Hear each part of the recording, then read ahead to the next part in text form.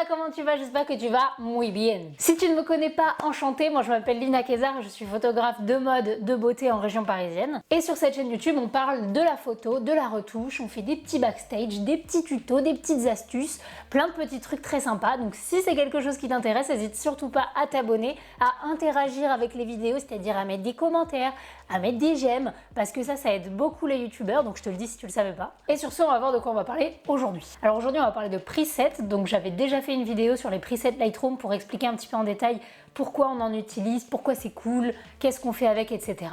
Et aujourd'hui, on va voir ensemble comment tu peux créer ton preset, ton propre preset à toi, rien qu'à toi, et comment ensuite tu peux l'exporter, l'envoyer à des gens, l'envoyer à toi-même si tu as besoin, etc., etc. Donc c'est parti. Alors, on est sur Lightroom, voilà, là tu as la fenêtre normale de développement de retouche, et donc on va vouloir créer un preset ou un paramètre prédéfini. Donc comme tu peux le voir sur ma fenêtre, les paramètres prédéfinis sont juste ici.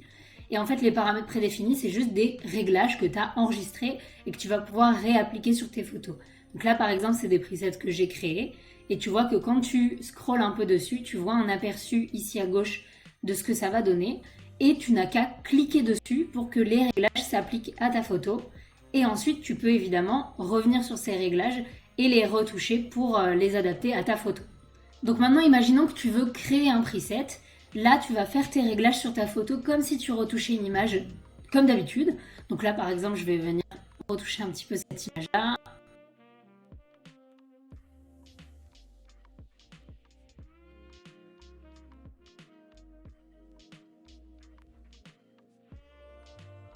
Tu peux toucher à absolument toutes les fenêtres qu'il y a ici. Tu peux faire toutes les retouches nécessaires, appliquer une correction de profil, tu peux tout faire. Et ensuite, une fois que tu as fini ta retouche, donc imaginons que là je suis satisfaite de mon image, je veux enregistrer ce preset là, tu vas aller dans paramètres prédéfinis ici, sur le petit plus, et là on te demande nouveau paramètre prédéfini. Donc là ici tu vas venir le nommer, donc par exemple je vais l'appeler maillot de bain.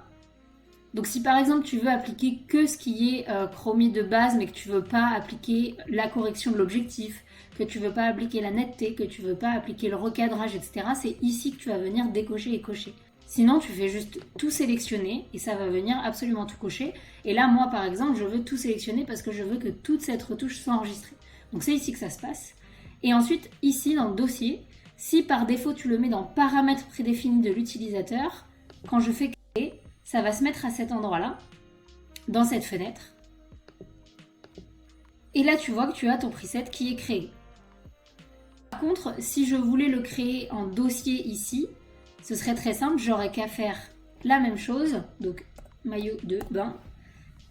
Et à la place du dossier ici, je vais faire nouveau dossier et je vais l'appeler preset plage. Créer. Et tu vois qu'il s'est créé ici où tu as un dossier dans lequel ensuite tu vas avoir tes presets. Donc ça c'est pratique si tu sais que tu vas en créer plusieurs, que tu vas les vendre, etc.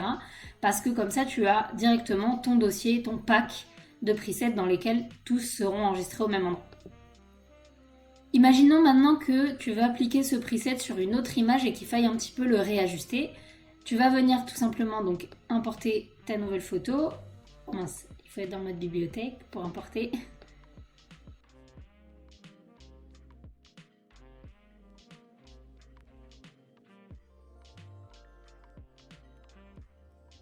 Donc voilà, là imaginons que j'ai une toute nouvelle image sur laquelle je veux ajuster le preset que j'ai déjà créé. Je veux ce preset là, mais je veux juste l'ajuster à cette image. Je vais déjà appliquer le preset. Ensuite, je vais commencer à retoucher un petit peu les paramètres que j'ai envie de modifier.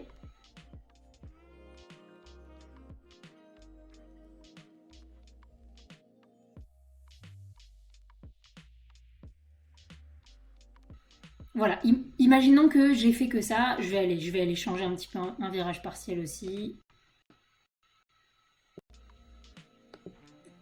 Voilà, imaginons que je veux juste modifier ça dans mon preset et je veux enregistrer ça, cette nouvelle version de ce preset. Et ben j'ai deux solutions, soit je vais en recréer un avec la méthode qu'on a vue juste avant, donc avec le petit plus. Sinon, je peux tout simplement cliquer sur ce preset maillot de bain et faire mettre à jour les paramètres actuels.